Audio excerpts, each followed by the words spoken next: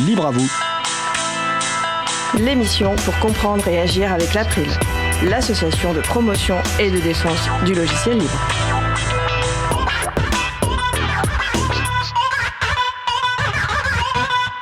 Bonjour à toutes, bonjour à tous, bienvenue dans Libre à vous. C'est le moment que vous avez choisi pour vous offrir 1h30 d'informations et d'échanges sur les libertés informatiques et également de la musique libre.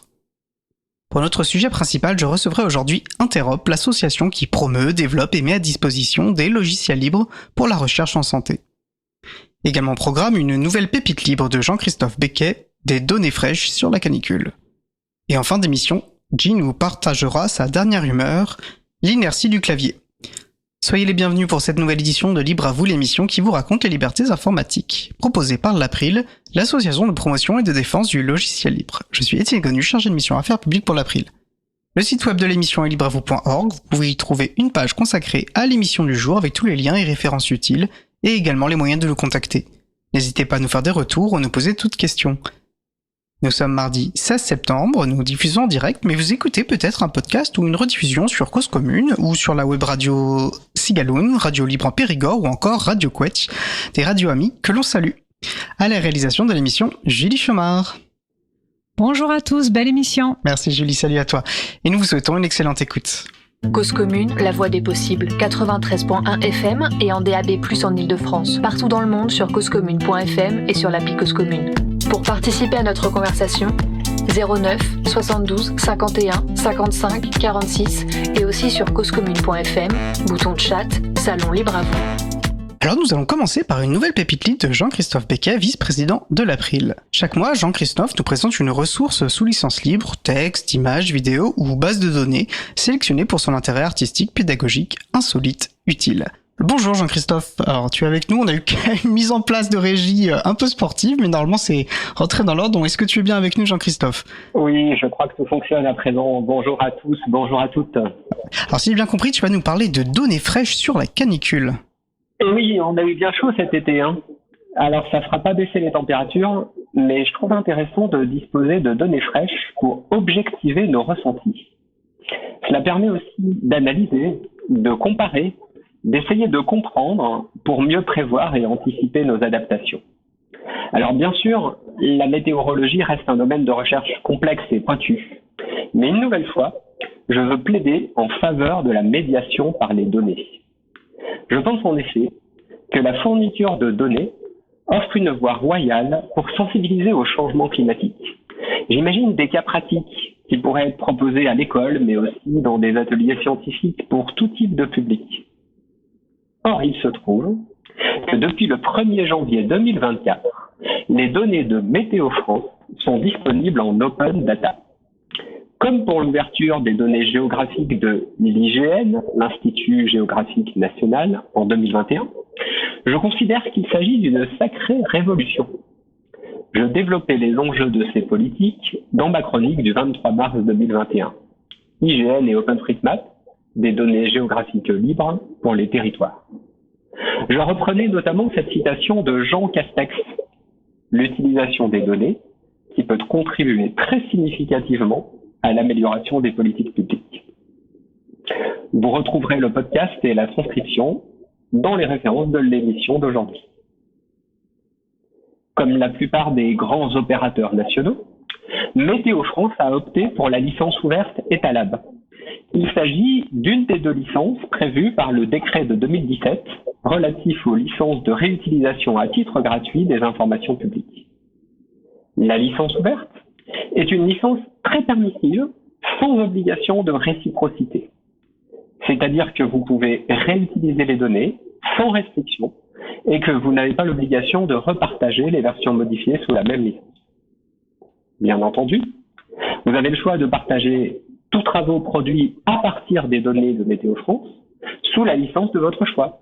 Et comme nous sommes dans l'émission Libre à vous, je ne saurais que trop vous inviter à opter pour une licence libre chaque fois que vous en avez la possibilité. Ainsi, aujourd'hui, tout un chacun peut télécharger, réutiliser, y compris à des fins commerciales, plusieurs grandes bases de données produites par Météo France. Cela comprend notamment les données d'observation, les données de prévision, les données climatologiques, et les projections climatiques. Il existe 2 modes d'accès aux données. Tout d'abord, le téléchargement de fichiers sur le portail meteo.data.gouv.fr. Sur ce site, vous trouverez les données de toutes les stations de métropole et d'outre-mer depuis leur ouverture, des données sur le changement climatique, des modèles de prévision. On peut aussi effectuer des requêtes sur les données par le biais d'une interface web que l'on nomme API. Cela permet d'obtenir les données pour une station précise, sur une période déterminée par exemple.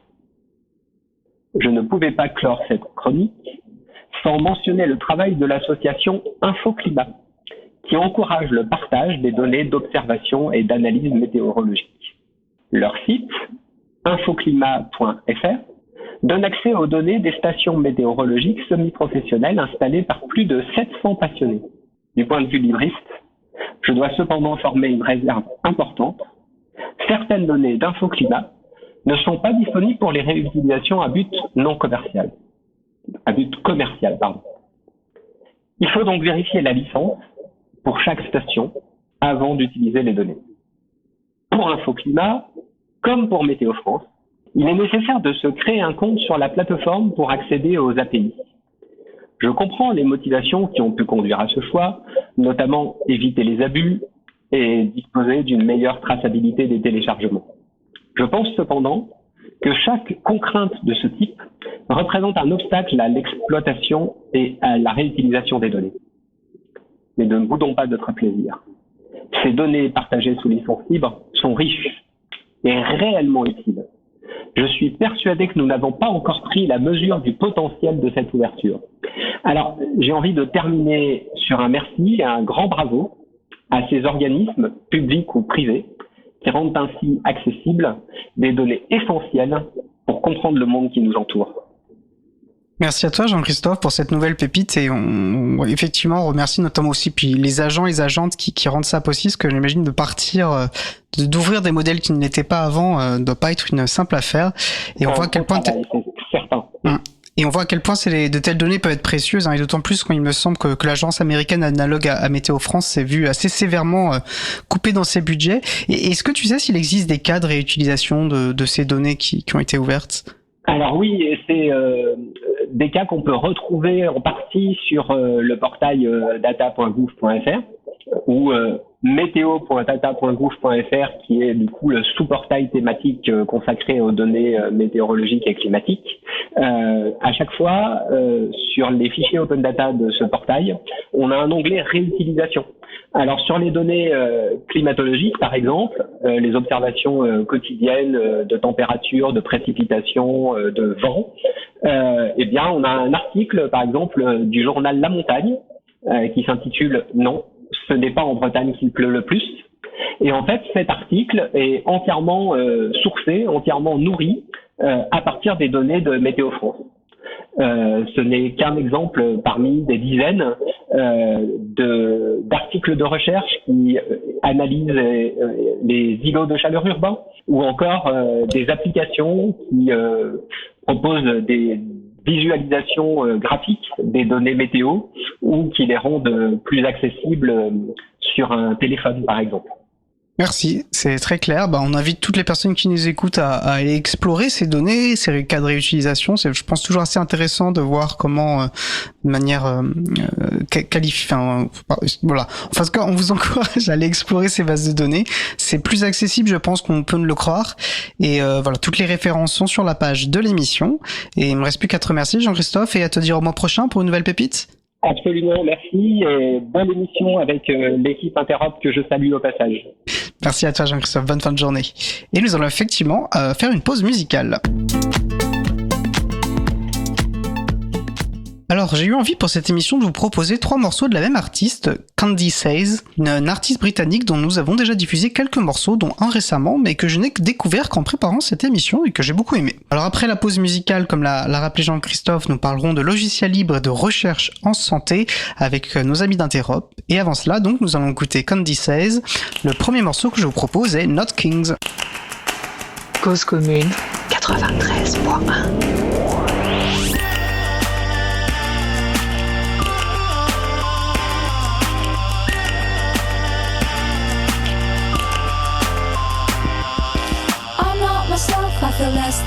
anything, and what we have is not what it seems. We are the vices waiting for the virtues. We're not kings, we are not kings. Gotta get out before my heart explodes. Gotta get out before my heart explodes. Gotta get out before my heart explodes. Gotta get out before my heart explodes. Gotta get out before my heart explodes. Gotta get out before my heart explodes. Gotta get out before my heart explodes. Gotta get out before my heart explodes.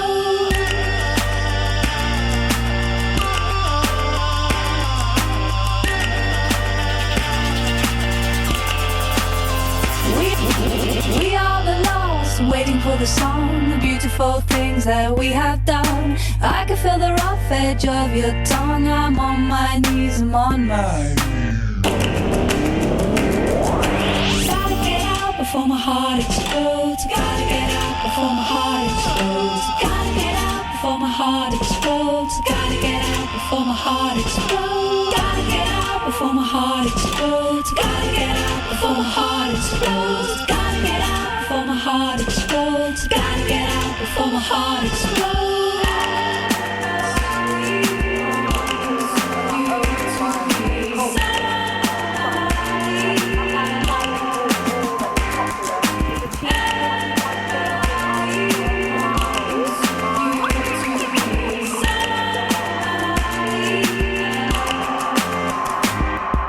If I could draw a diagram of our love, then I would want a different kind of buzz. There's not enough love to weigh us down, but it's all I've got, it's all I've got. Gotta get out before my heart explodes. Gotta get out before my heart explodes. Gotta get out before my heart explodes. Gotta get out before my heart explodes. Gotta get out before my heart explodes. Gotta get out before my heart explodes. Gotta get out before my heart explodes. Gotta get out before my heart explodes. Gotta get out before my heart explodes. Gotta get out before my heart explodes. Gotta get out before my heart explodes. Gotta get out before my heart explodes. Gotta get out before my heart explodes. Gotta get out a different kind of body. You to be somebody. For my heart explodes. Body. You to be somebody. For my heart explodes.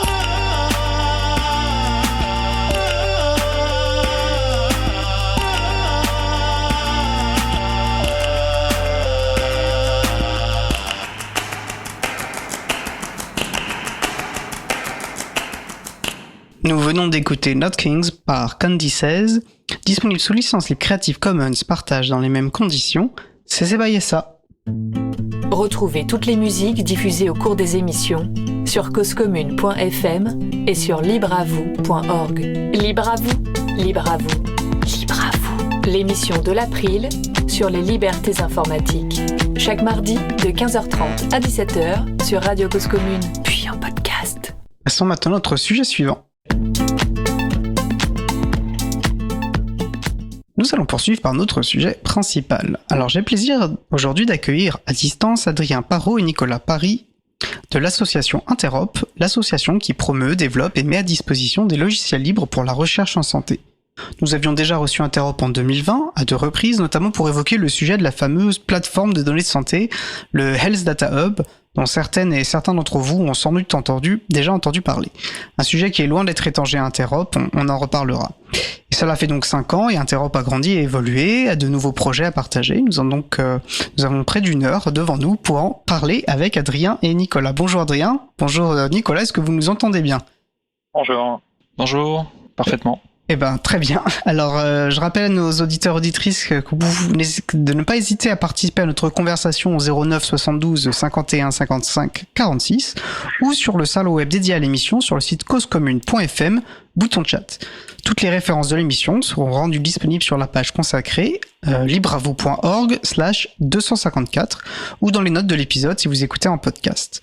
Vous pouvez aussi, c'est une nouveauté de cette saison, nous laisser un message par SMS au 07 07 67 12 42 95. Je répète, 07 67 12 42 95.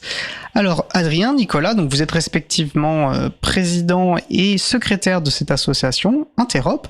Et est-ce que pour commencer, de manière très classique d'ailleurs, est-ce que vous voudriez bien vous présenter et puis peut-être nous parler rapidement de votre rencontre avec le logiciel libre. Adrien ? Oui.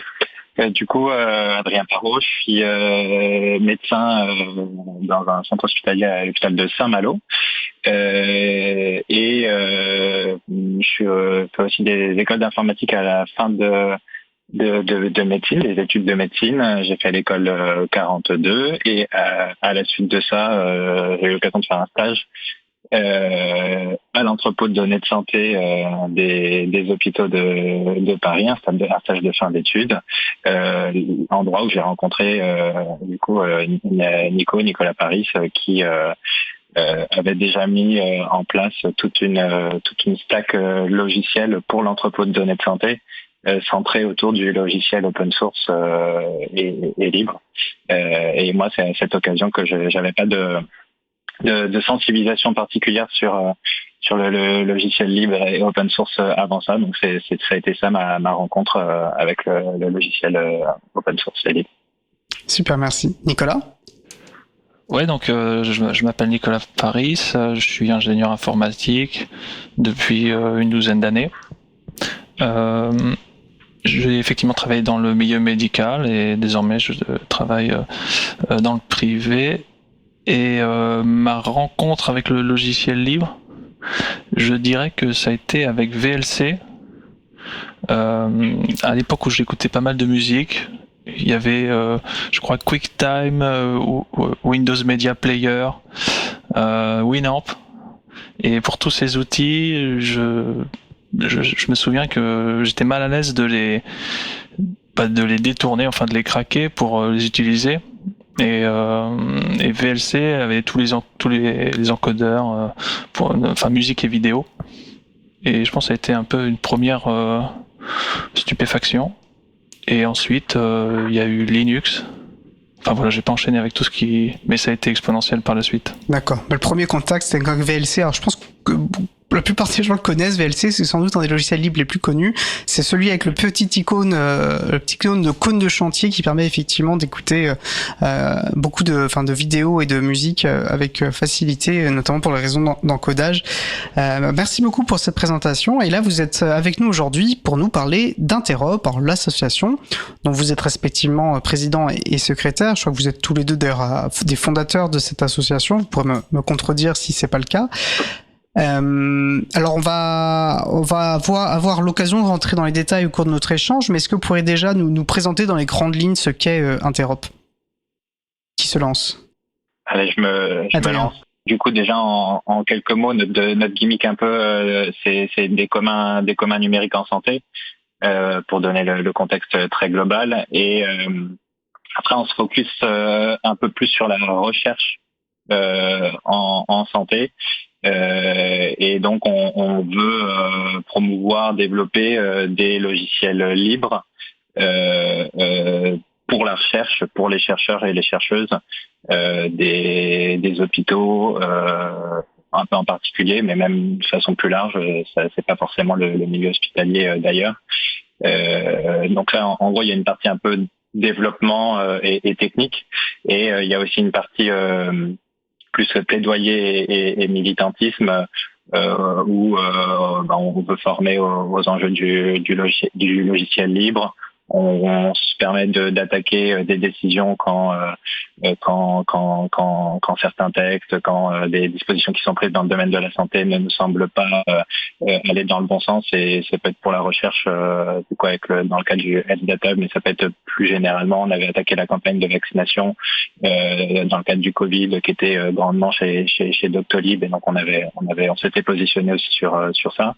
Et donc quand on trouve que c'est attentatoire aux libertés fondamentales, on se permet aussi d'attaquer. Et donc il y a des doubles profils, des profils soignants évidemment, techniques, des gens qui ont les deux d'ailleurs ensemble, et aussi des profils juridiques. Il y a une déléguée à la protection des données, Chantal Charlot, il y a une avocate. Il y a tout tout un cortège de une transdisciplinarité, une multidisciplinarité autour de ces enjeux de la protection des données de santé pour la recherche. Nicolas, tu souhaitais compléter ou? Qu'est-ce que je pourrais ajouter? Alors, je crois pas qu'Adrien ait mentionné le fait qu'on est aussi une forme de chaton. Donc, on offre des logiciels en service en fait pour nos adhérents, mais également pour ceux qui sont intéressés à nous rencontrer. Alors je vais rappeler ce que sont les chatons, mais on va en reparler peut-être. Bon, on verra pas ouvrir la conversation, mais les chatons, c'est un acronyme qui veut dire le collectif des hébergeurs alternatifs, transparents, ouverts, neutres et solidaires, et qui en gros, alors plus généralement au-delà de la santé, c'est un collectif qui vise à proposer des services libres et loyaux, respectueux des données personnelles au grand public. Et donc vous seriez finalement ça, mais à destination plus des chercheurs et des chercheuses en santé. C'est ça? Eh bien, effectivement, les logiciels qu'on met à disposition, c'est une manière de montrer, de faire découvrir et aussi tester des logiciels qui, par ailleurs, sont utiles dans le cadre, effectivement, de la recherche, mais plus généralement des outils chiffrés, sécurisés, libres, qu'on met par ailleurs à disposition dans le cadre de projets de recherche. Okay. Et qui peuvent d'ailleurs être utilisés de façon plus large, même par des sympathisants et des sympathisantes hors recherche, quoi. Voilà, il y a on a un outil de messagerie instantanée, un drive, voilà, des choses qui peuvent être utilisées de façon large, même en dehors du domaine spécifique de la santé et de la recherche en santé. Alors je disais le contexte de la création de l'Interop est intéressant aussi. Alors on en avait parlé dans ces émissions de 2020 et si les personnes qui les écoutent veulent rentrer plus en détail, elles pourront les écouter. Mais je pense que c'est intéressant de reposer cela parce que il me semble que ça exprime bien ce que vous disiez sur l'aspect plus militant et qui est à la base un collectif de lutte d'ailleurs qui s'est formé contre ce Health Data Hub.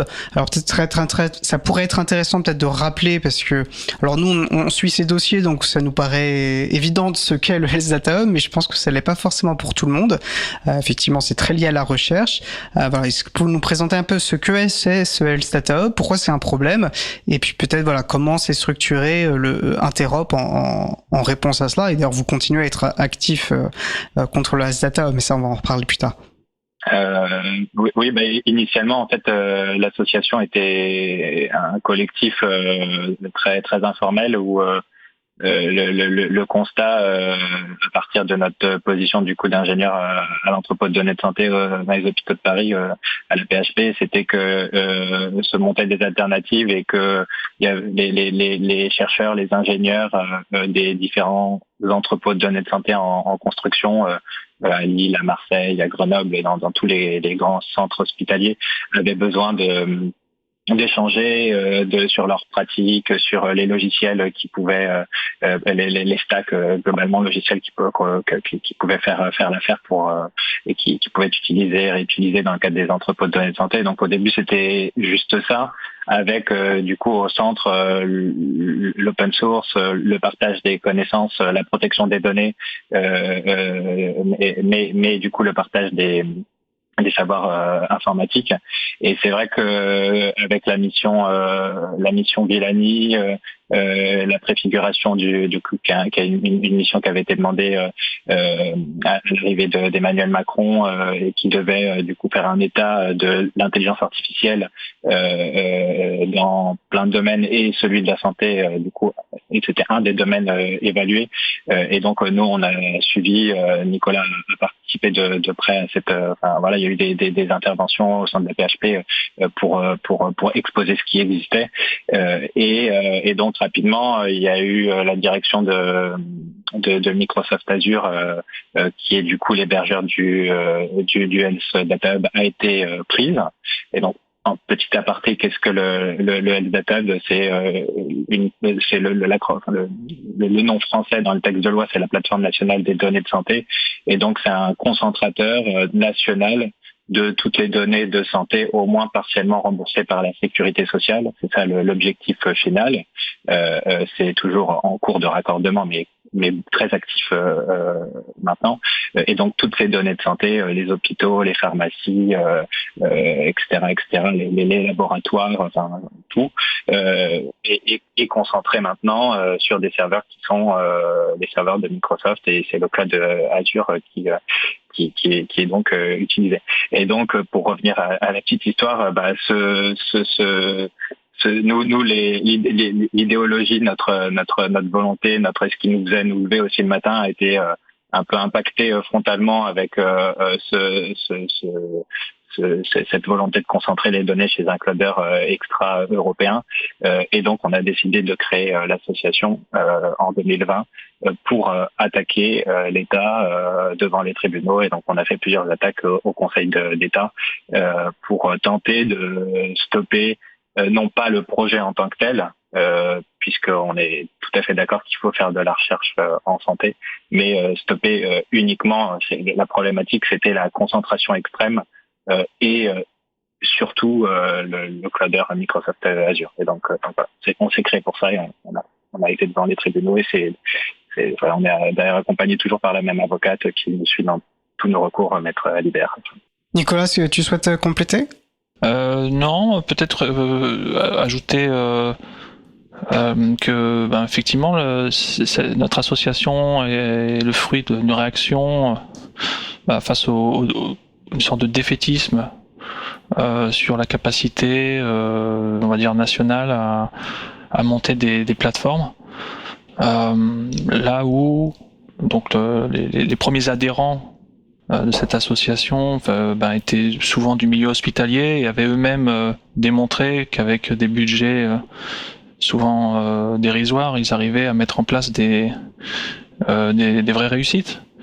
Donc voilà, depuis cette époque, on essaye d'être optimiste sur la capacité des ingénieurs de construire et d'être vraiment en maîtrise à la fois des logiciels, si possible libres, qu'ils mettent en place, qu'ils adaptent, mais aussi des hébergeurs qui soient des hébergeurs indépendants des problématiques géopolitiques qu'on rencontre en fait aujourd'hui. Et ça s'est beaucoup vu, parce qu'en plus, cette plateforme Elzata Hub, elle est revenue. Alors, bon, c'est un peu de niche, c'est-à-dire qu'il y a une commission d'enquête sénatoriale qui s'intéressait à la question de la commande publique, et puis la souveraineté numérique est rapidement devenue un de leurs sujets sur lesquels ils sont concentrés, et notamment ils sont beaucoup penchés sur la question de cette plateforme de données de santé. Ils avaient même reçu l'ancienne ministre Agnès Buzyn qui était ministre de la Santé pendant la mise en place de Elzata Hub. Et moi je trouve qu'il en ressortait, c'était que les sujets de dépendance, de liberté informatique étaient en fait très secondaires face à la nécessité qui avait été actée, qu'il fallait avancer très vite, notamment pour pouvoir déployer de l'IA, parce qu'il fallait faire déjà de l'IA sur les données de santé, alors ce qui peut-être être débattable, mais voilà, donc en acceptant de tout mettre chez Microsoft avec les sujets de dépendance que vous évoquez, et qui là se sont d'autant plus manifesté avec ce qui se passe, les tensions géopolitiques actuelles. Alors je vous laisse réagir là-dessus si vous voulez, mais sinon je pensais aussi intéressant de voir au-delà du sujet de Microsoft, qui est un vrai sujet, c'est de voir d'avoir votre regard, quels sont les enjeux éthiques et l'importance d'utiliser des logiciels libres dans le domaine de la santé. Alors, à l'April, on défend plein de très bonnes raisons de faire du logiciel libre, ne serait-ce que pour des questions d'émancipation, de démocratie, mais on imagine bien que quand on touche à un domaine aussi sensible et aussi important que celui de la santé, il y a peut-être des considérations particulières qui émergent. Sur la commission sénatoriale, il y avait en effet, ce qui m'avait choqué, c'est le niveau de non maîtrise des sujets par Madame Buzyn. Enfin voilà, les enjeux techniques avaient l'air d'être pas du tout. Je sais que les réponses étaient, je trouvais, confuses et difficilement intelligibles. Deuxième point, il y a eu le directeur juridique de Microsoft qui a été auditionné aussi, qui du coup ne certifiait pas sous serment que aucun accès aux données n'était réalisé, donc qu'il pouvait y avoir des accès aux données. Et donc voilà, ces deux interviews, puis il y en a eu plein d'autres. Il y a eu la directrice du Health Data aussi, il y en a eu plein d'autres, mais ces deux points m'avaient pas mal interloqué, quoi. Et je veux juste préciser, parce que c'est un point, c'est vrai que pour nous ça nous paraît peut-être évident, mais ça l'est pas forcément. Un des enjeux importants, c'est ce qu'on appelle l'extraterritorialité du droit américain, et qui permet potentiellement au gouvernement américain d'accéder à toute donnée stockée ou détenue par une entreprise américaine où qu'elle soit stockée. Donc par exemple, si Microsoft héberge des données, même si elle les héberge en France, du fait que ce soit une entreprise américaine, potentiellement l'État américain peut y avoir accès, et du coup, comme tu le rappelais très justement, le directeur de Microsoft France n'était pas en mesure de garantir que c'était pas possible de s'en prémunir. Donc c'est aussi au cœur, c'est un aspect qui est au cœur de la problématique. Et la CNIL aussi l'avait dans les mémoires de la CNIL que nous avons eu dans le cadre des recours au Conseil d'État et d'autres, pas que ça, mais la CNIL à plusieurs reprises, du coup dans ce cadre et hors de ce cadre, a toujours s'est toujours positionné. Et donc sur les risques d'accès aux données avec les lois extraterritoriales, ce risque est pointé, démontré, c'est acté. Enfin c'est finalement il y a presque pas de débat sur ce point vraiment très précis de risque d'accès aux données sensibles. Et du coup pour enchaîner sur le logiciel libre en santé.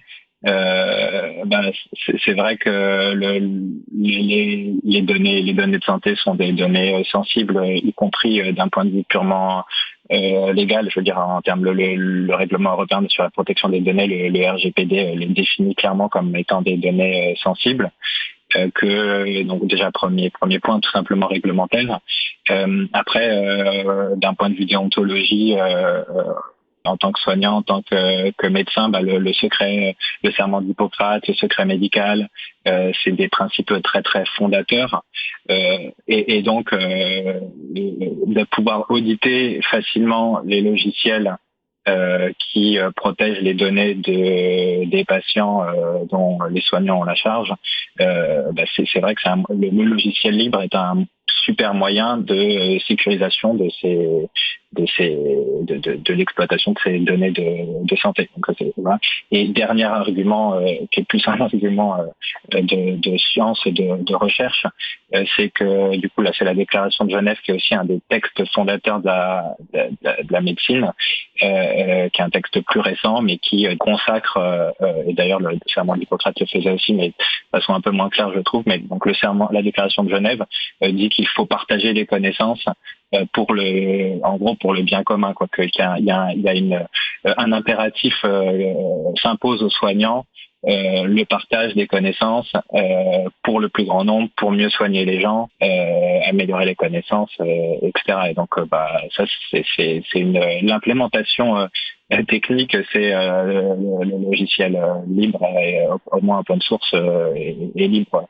Donc ça tombe presque sous le sens si on se pose d'un point de vue réglementaire, éthique et scientifique au final. Très intéressant. J'ignorais cet aspect de ces textes fondateurs de la médecine. C'est très intéressant. Sauf si Nicolas, tu souhaites rebondir, je vois une question dans le chat, mais Nicolas, je te laisse la parole si tu souhaitais rebondir. Ouais, je souhaitais rebondir, alors j'espère pas à plat, mais effectivement le logiciel libre a énormément de vertus qui sont immédiates. Maintenant, si vous voulez, ces logiciels libres sont utilisés, en tout cas en recherche, pas que médicale, mais de manière énorme. Enfin, je pense aux librairies d'analyse, Python, au logiciel de la Fondation Apache. Jupyter et compagnie. Bon, pour ceux qui connaissent, ce sont des logiciels libres, mais ils sont déployés pour le coup sur le LSDataHub et chez des clouders américains. Donc il faudrait, je pense, aujourd'hui ajouter, alors ça va être mal exprimé, mais il faut aussi que l'infrastructure soit en quelque sorte libre, en tout cas maîtrisée, et qu'on ait une confiance, si possible absolue, dans le cadre des données médicales, dans la juridiction et les lois qui s'appliquent sur les données qui sont stockées. Je pense que c'est une précision importante, mais c'est vrai qu'on le dit assez souvent à l'April, enfin, je sais pas à quel point on le dit, mais en tout cas on se le dit entre nous, que le logiciel libre est une condition nécessaire pour les questions de transparence, de partage de connaissances, etc., mais non suffisante. C'est-à-dire qu'effectivement, ça s'inscrit dans un contexte politique, aussi dans la réalité des infrastructures matérielles, etc. Et cet aspect-là aussi doit être pris en compte. Il ne suffit pas de faire du logiciel libre pour permettre l'émancipation, pour permettre une maîtrise totale des outils, mais en tout cas, il faut à minima qu'il y en ait, et il faut aussi se poser la question. Il y a d'autres aspects à prendre en considération, et je trouve très important de le rappeler. Merci de l'avoir fait. Je vais relayer du coup 2 questions de Marie-Odile, si je retrouve mon onglet, voilà. Alors Marie-Odile demande si pour les chercheurs et chercheuses français et françaises, est-ce qu'il est facile d'avoir accès aux données du LSDataHub, la plateforme des données de santé, et est-ce qu'à chaque fois qu'un service en santé est remboursé, c'est automatique que ça aille sur le LSDataHub, donc chez Microsoft? Donc 2 questions. Est-ce que vous avez des réponses à ces questions? C'est clairement la volonté et ça pour le coup c'est louable.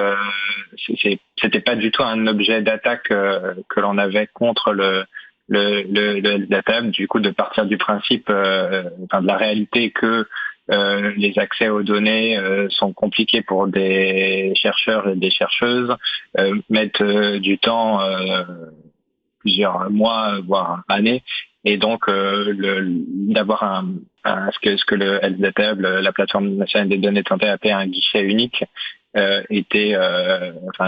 permet de diminuer le temps, d'avoir tous les interlocuteurs au même endroit, et même légalement dans la loi ou dans les décrets, je sais plus exactement, mais il y avait des délais, il y avait des délais de demander entre la demande et le retour aux chercheurs des projets, la valider, est-ce que le projet était valide, pouvait poursuivre ou pas. Typiquement, ce genre de délai était prescrit. Donc c'est clairement la volonté. Il y a toujours des difficultés techniques en fonction des données, en fonction est-ce que les données sont intégrées ou pas. Il y a d'autres choses qui rentrent en jeu, mais le LSDataHub a vocation d'être un point d'entrée unique français, et d'ailleurs même pour glisser sur le futur, sur l'espace européen des données de santé, qui est la plateforme européenne des données de santé en devenir. Les équivalents, enfin le LSDataHub et ses équivalents européens ont pour vocation aussi d'être les points d'entrée pour les chercheurs et les chercheuses à l'échelle européenne pour pouvoir accéder aux données. Et après, est-ce qu'automatiquement, dès que c'est remboursé, ça va? C'est toutes les données issues de le LSDataHub est en lien avec la sécurité sociale pour constituer ce qu'on appelle le SNDS, le Système national des données de santé, avec l'identifiant unique étant le numéro de sécurité sociale. Et donc c'est la vocation. Après, tout n'est pas fait, ça avance, mais c'est clairement l'enjeu et le but assumé du HDH, du gouvernement. Alors si je me trompe pas, puis après je pense qu'on pourra avancer, mais c'est peut-être possible pour rassurer si c'est vraiment possible, mais théoriquement ils sont censés revenir et trouver une autre solution à Microsoft. Et c'est en tout cas ce que les textes notamment parce qu'il faut quitter effectivement pour les enjeux d'extraterritorialité qu'on a mentionnés. Voilà. Après, est-ce que les moyens sont mis en œuvre pour que vraiment effectivement sortir de cette dépendance à Microsoft et à Azure, ça je pense que c'est discutable, mais en tout cas c'est ce qui est théoriquement être censé fait. En effet, il y a des appels d'offres en cours, qui ont été exprimés là relativement récemment, et donc en effet ça fait plusieurs années que finalement c'est dit, mais que y a la volonté de sortir existe, même à l'initiation finalement, on nous disait que la volonté était d'en sortir et de faire un POC, une preuve de concept, d'avancer vite et que après on en sortirait. Donc là, on est 5 ans plus tard. Et voilà, on attend toujours. Je voulais être complet dans la présentation de la chose, mais voilà, c'est vrai qu'on attend encore, et c'est vrai que depuis le début, on nous parle de rétrocompatibilité, etc. Mais voilà, on attend, comme tu le rappelles bien. Je vous propose d'avancer aussi, du coup, parce que ça a été un peu vous avez été un collectif de lutte qui s'est formé autour de ça. Nicolas, vous l'avez rappelé dans la présentation, et Nicolas aussi l'a redit, que vous vous arrêtez pas là, et vous avez volonté de montrer aussi par l'exemple, et je pense que ça s'est développé dans vos pratiques, dans ce que vous proposez, et notamment sur votre site. Alors Nicolas a déjà parlé des chatons, mais vous indiquez que vous reprenez à vos comptes les idées de Framasoft et des chatons. Est-ce que vous voulez développer là-dessus, et peut-être de rappeler au passage, on a un petit peu parlé des chatons, donc de ce collectif, mais voilà, rappeler qui sont Framasoft et les chatons, sinon je peux m'en occuper, et puis préciser ce que vous entendez par ça.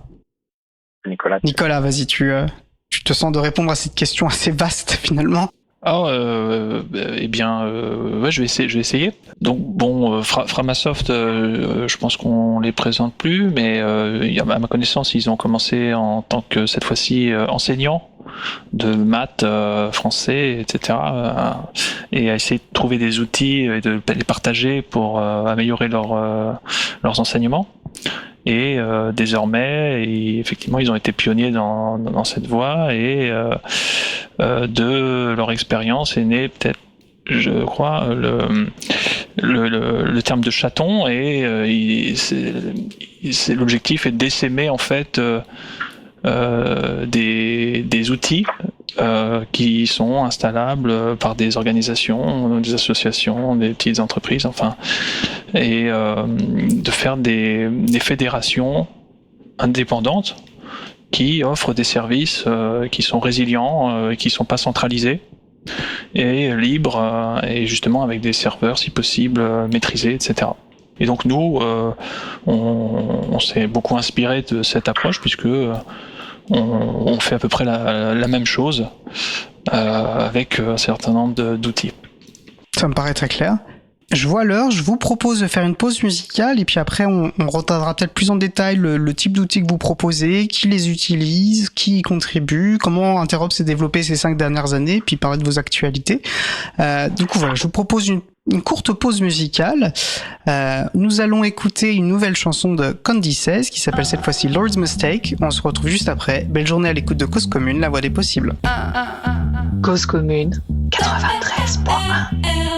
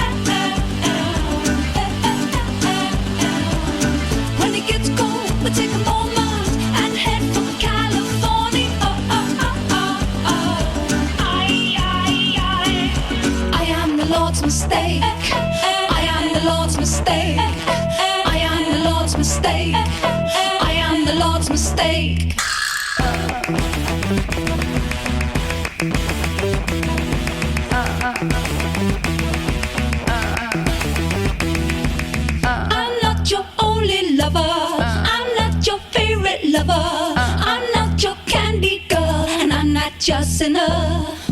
I'm not your only lover. I'm not your favorite lover. I'm not your candy girl.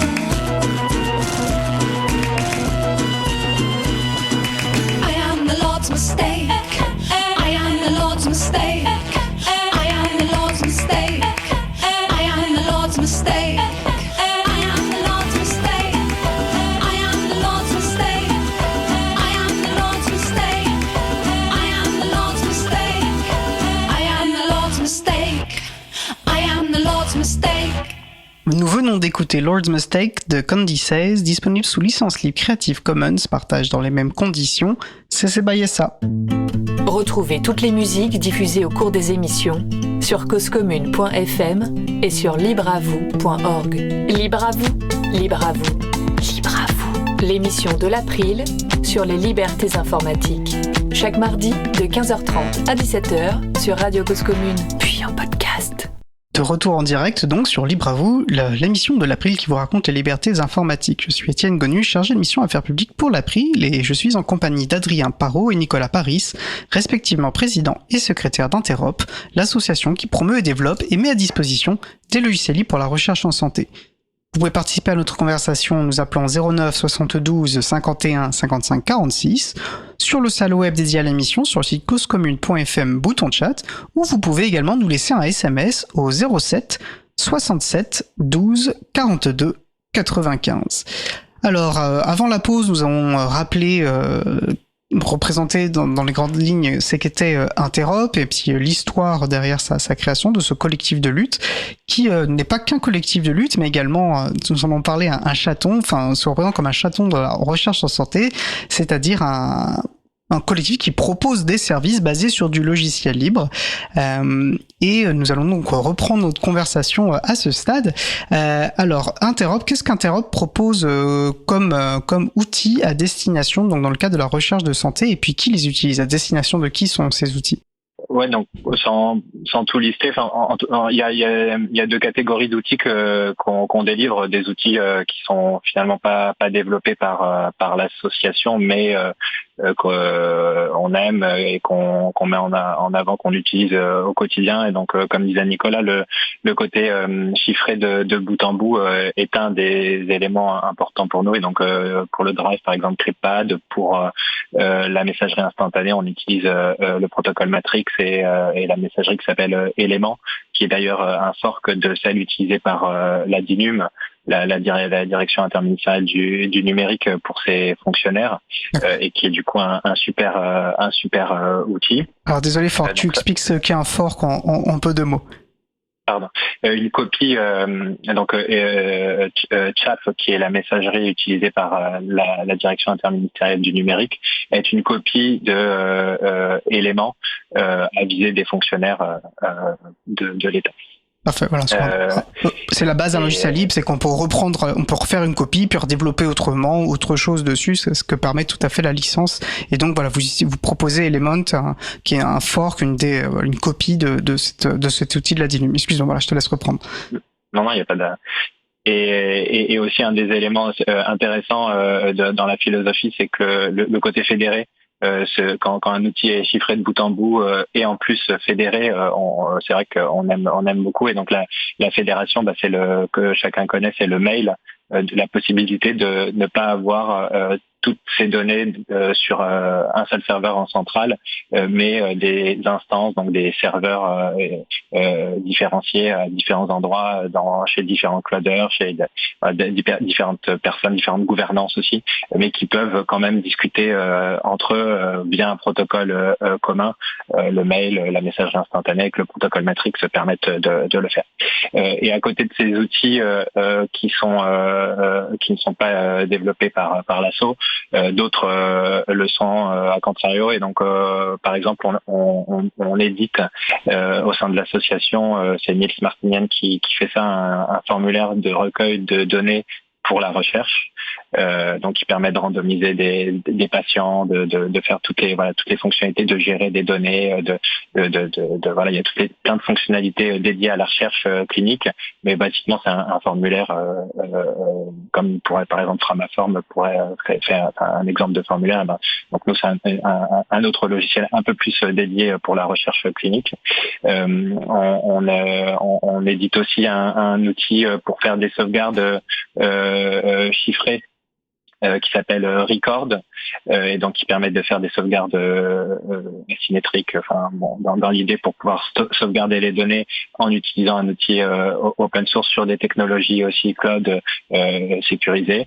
Et dernièrement, ce qui nous permettra aussi peut-être de glisser sur des événements de notre actualité un peu, une plateforme de data science qui s'appelle le Libre Data Hub, qui est édité par Nicolas, donc il pourra mieux la présenter, mais qui permet aussi de faire du coup des analyses et de montrer encore une fois par l'exemple que c'est possible que des petits acteurs comme une toute petite association bénévole, il n'y a pas de salariés dans l'association, peuvent mettre en place des plateformes qui permettent de faire tourner des algorithmes, de faire de la recherche, d'utiliser des GPU, tout le cortège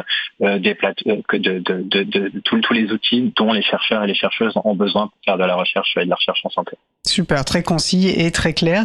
On va parler effectivement, parce que là, il y a quelques jours à peine, vous avez animé un grand événement autour des données de science, de la data. On va revenir dessus très rapidement. Juste pour finir de faire ce tour, donc qui utilisent, alors je sais pas combien vous avez servi, vous savez combien de personnes vous avez sont utilisatrices? J'imagine qu'elles sont toutes du domaine de la recherche de santé ou pas forcément? Aucune idée sur le nombre. D'accord. Ouais, je peux vous dire qu'on a eu à peu près 500 utilisateurs sur notre instance de Matrix. D'accord. Alors si je peux ajouter petite chose, c'est que effectivement les outils sont chiffrés de bout en bout. C'est-à-dire que lorsque vous discutez avec quelqu'un sur Matrix, sur le serveur, les données sont chiffrées et seul vous êtes en mesure de déchiffrer avec votre téléphone en fait l'information. Alors c'est une belle garantie, mais en revanche, il faut quand même avoir confiance dans le serveur parce que nous on garantit que le logiciel qui est installé est le bon. Mais sur un serveur dont on n'a pas de la confiance, pourrait être brisé en fait le code qui permet le chiffrage de bout en bout. Donc c'est juste pour revenir à ce que je disais tout à l'heure. Malheureusement, donc le logiciel libre c'est une chose, le chiffrement c'en est une autre, mais il faut toujours avoir confiance dans qui héberge le logiciel.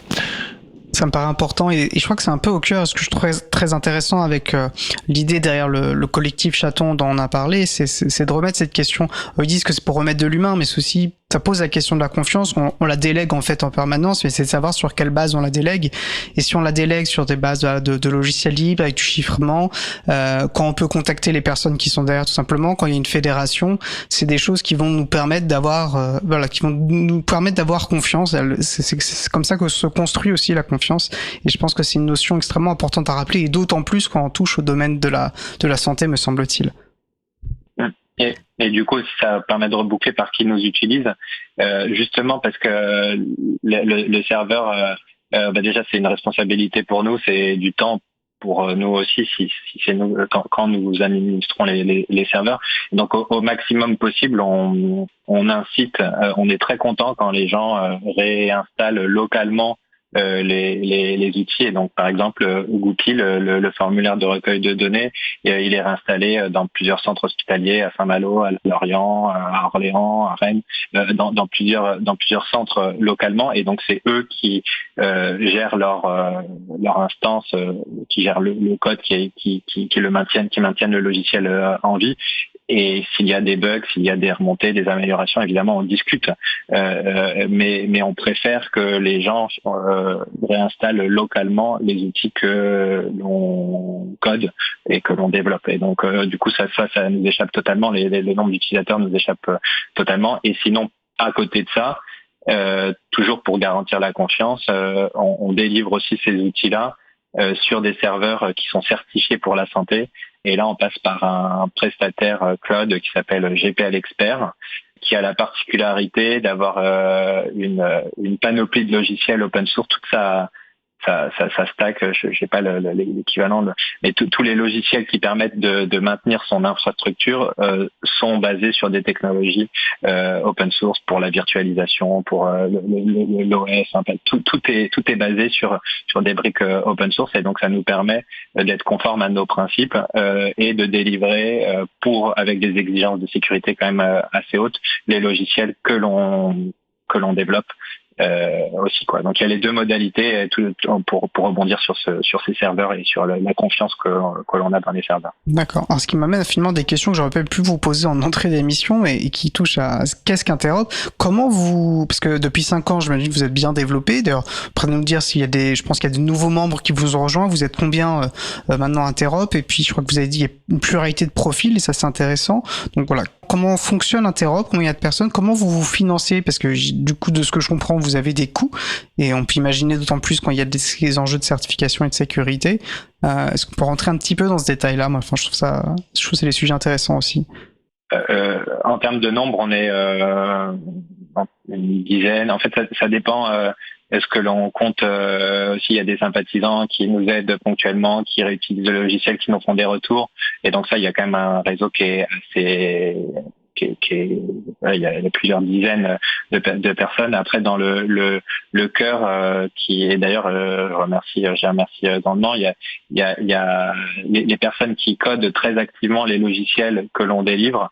C'est grandement en fait déjà des gens qui gagnent leur vie en travaillant dans les centres hospitaliers pour délivrer aussi ces mêmes outils. Donc il y a une sorte de réutilisation de ce que les chercheurs eux-mêmes et ce que les entrepôts de données de santé, les ingénieurs des hôpitaux utilisent et ça, ce socle de développeurs, il est très motivé, mais au final ça se compte sur les doigts d'une main ou deux quoi. Enfin c'est une petite dizaine de personnes qui est active, très active sur nos logiciels, sur LibData par exemple pour Nicolas, Boris pour Linker. Enfin voilà, je peux citer Nix, je vous avais parlé tout à l'heure pour Goupil. En fait, on a un peu chacun nos sujets, nos développements et les choses avancent comme ça.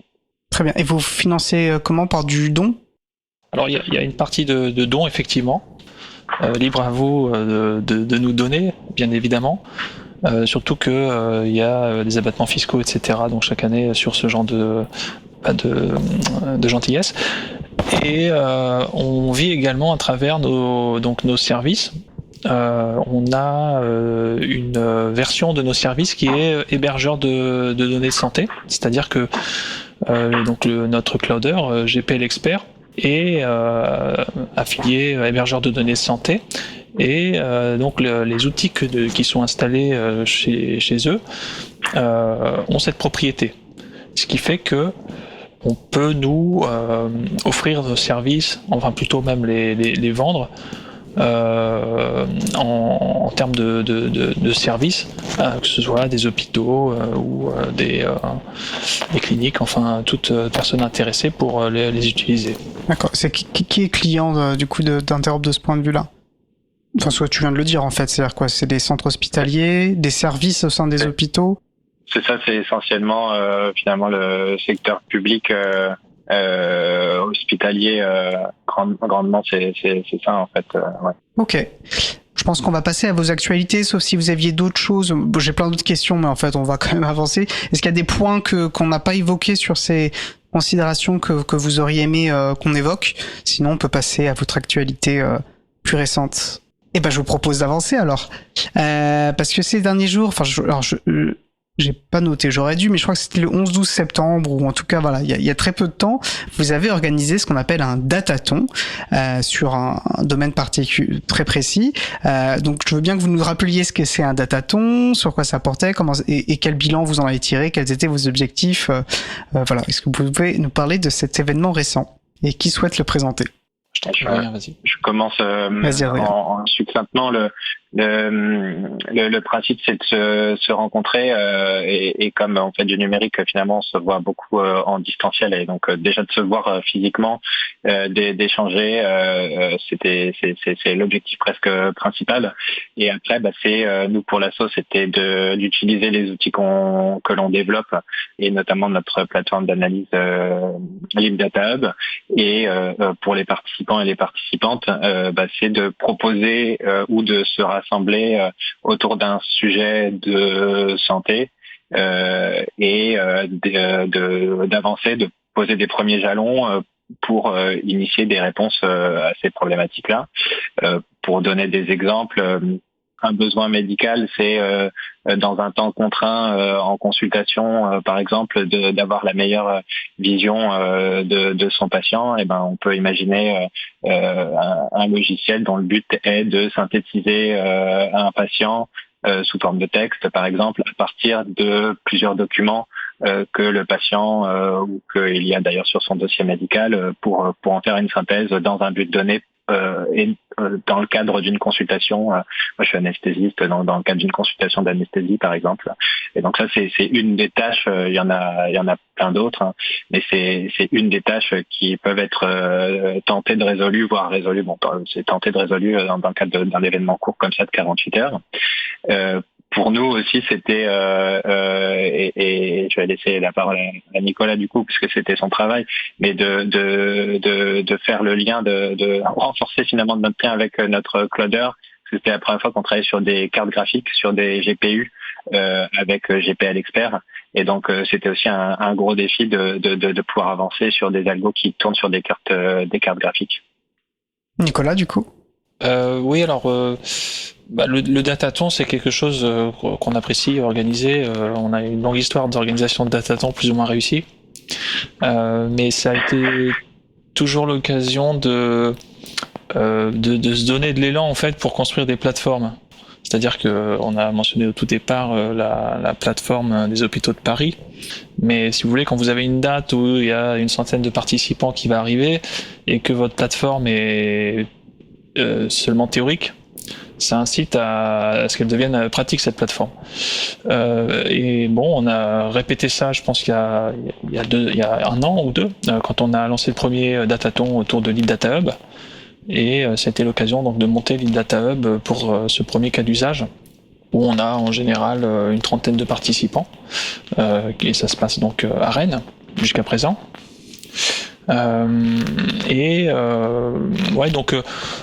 Cette plateforme ensuite a été également utilisée dans le cadre de l'enseignement. Donc il y a d'autres cas d'usage qui sont nés. Donc il y a eu plusieurs adhérents qui ont utilisé donc LibDataHub pour donner des cours dans leur classe, des TP. Alors il faut quand même que je vous dise ce que c'est que cet outil. Donc c'est un portail d'applications multiples qui permet donc de traiter, d'accéder à des données et d'interagir avec dans un contexte sécurisé, avec des librairies et des programmes libres à la pointe et qu'on choisit. Et donc là, c'est aussi tout le travail d'identification des outils intéressants et modernes qui remontent dans les discussions dans le cadre de l'asso. Et donc c'est un outil dont la niche est pour des petites et moyennes entreprises. Donc il se veut très simple à installer et à maintenir, même s'il y a d'autres outils équivalents. Et je pense par exemple à Onyxia qui je crois est un outil développé par l'adresse, mais qui se place dans une autre niche, je dirais, pour beaucoup plus d'utilisateurs et des grandes entreprises. Enfin, donc voilà, il complète un peu le paysage de portail applicatif pour analyser la donnée. Et donc cette année, effectivement, Adrien l'a dit, mais on a eu la chance d'avoir accès à des GPU qui permettent d'exploiter et qui ont permis d'exploiter Donc c'est un peu l'actualité, mais vous savez les LLM, donc les chats GPT et Mistral et autres productions qui de plus en plus offrent des versions libres en fait de leur modèle. Donc les participants ont pu grâce aux GPU qui sont quand même des cartes qui sont plutôt inaccessibles pour la plupart, qui permettent de charger ces modèles et donc d'avoir une expérience qui franchement est...